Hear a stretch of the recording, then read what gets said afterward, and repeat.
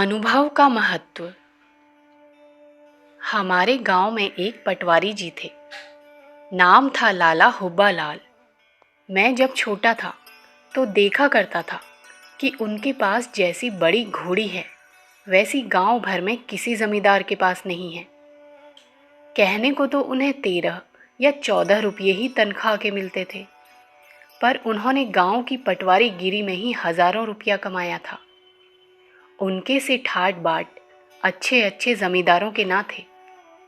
आतंक ऐसा था कि जिसकी तरफ लाला जी की टेढ़ी नजर हो जाती वह भय से सूख जाता, और जिस पर उनकी कृपा दृष्टि होती वह अपने को अभय समझता। मुकदमेबाजी में, जाल बनाने में, आपस में लड़ा देने में, सरकार दरबार में, गुंडे बदमाशों में उनकी अच्छी पहुंच थी। जिस बात का इरादा कर लेते किसी भी कूटनीति से उसे पूरा करके ही मानते।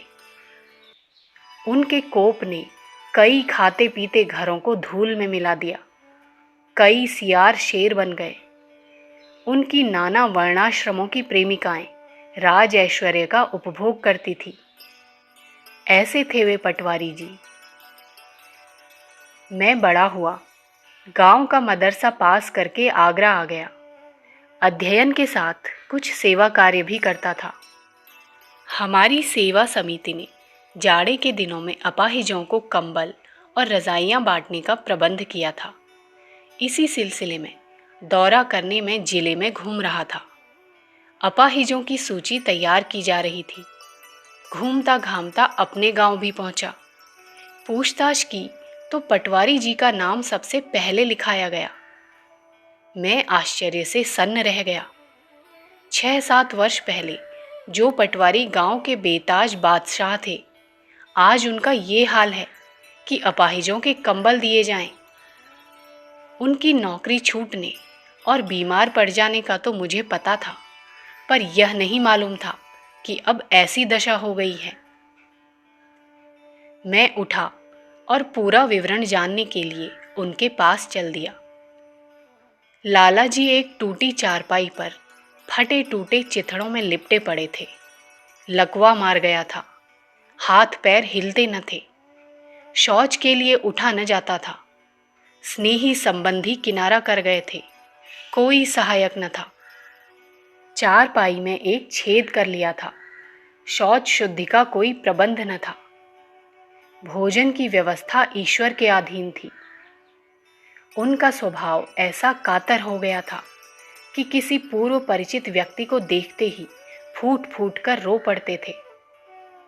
मैं उनके पास पहुंचा तो बिना पूछताछ किए लल्लू लल्लू कहकर फूट फूट कर रोने लगे।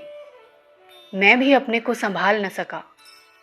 उनकी चारपाई के सिरहाने बैठकर आंसू बहाने लगा। एकांत में हम दोनों रो रहे थे। कोई तीसरा देखने वाला न था। दोनों में से किसी के मुंह से एक शब्द भी न निकलता था। फिर भी परस्पर वार्तालाप जारी था। उनके आंसू कह रहे थे, पाप का परिणाम देखो। मेरे आंसू कह रहे थे, 4 दिन की चांदनी में इतराना व्यर्थ है। लाला जी की दशा का एक एक अंग मैंने अध्ययन किया। ये अध्ययन मेरे मस्तिष्क में कीलें ठोक ठोक कर समझा रहा था कि जीवन जैसी अमूल्य वस्तु का सदुपयोग होना चाहिए। इन्हीं क्षणों ने जीवन में क्रांति उपस्थित कर दी। भावी जीवन में धन, ऐश्वर्य, वैभव, कीर्ति आदि के मैं जो स्वप्न देखा करता था वे तत्क्षण तिरोहित हो गए। लाला जी ने मूक शब्दों में कहा, लल्लू मेरी ओर देख। मैंने ध्यानपूर्वक देखा और निश्चय किया कि अज्ञान, अविवेक, पाप और पतन जिसके कारण हमारे लाला जी की यह दशा हो रही है, हमें संसार से मिटाना होगा और निद्रित मानव जाति को जगाकर बताना होगा कि पाप की भयंकरता को देखो और उससे सावधान होकर बचो। जो सहायता मुझसे हो सकती थी लाला जी को दी और नमस्कार करके चला आया। आधे घंटे का यह सत्संग, जिसमें मूक रुदन के अतिरिक्त शब्दों का प्रयोग बहुत ही कम हुआ था। मेरे लिए 1000 गीता पाठों से भी अधिक शिक्षाप्रद साबित हुआ। उन्हीं घड़ियों से प्रभावित होकर मैं धर्म प्रचार में लग गया और आज धर्म प्रचारक के रूप में, अखंड ज्योति के संपादक के रूप में दुनिया के सामने मौजूद हूँ। निस्संदेह घटनाओं के आधार पर जो अनुभव होता है वह बड़ा ही ठोस, गंभीर, प्रभावशाली और महत्वपूर्ण होता है।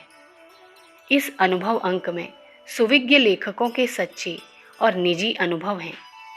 हमारा विचार है कि यह अनुभव सूखे उपदेशों की अपेक्षा अधिक शिक्षाप्रद होंगे। धर्म पर चलने और पाप से दूर रहने की शिक्षा इस अंक के पाठक ग्रहण करेंगे, ऐसी हमें आशा है। अखंड ज्योति, अगस्त सन 1942, पृष्ठ संख्या 4-5। विचार क्रांति दूत YouTube चैनल को सब्सक्राइब करें एवं अगले वीडियोस प्राप्त करने के लिए बेल आइकन दबाएं।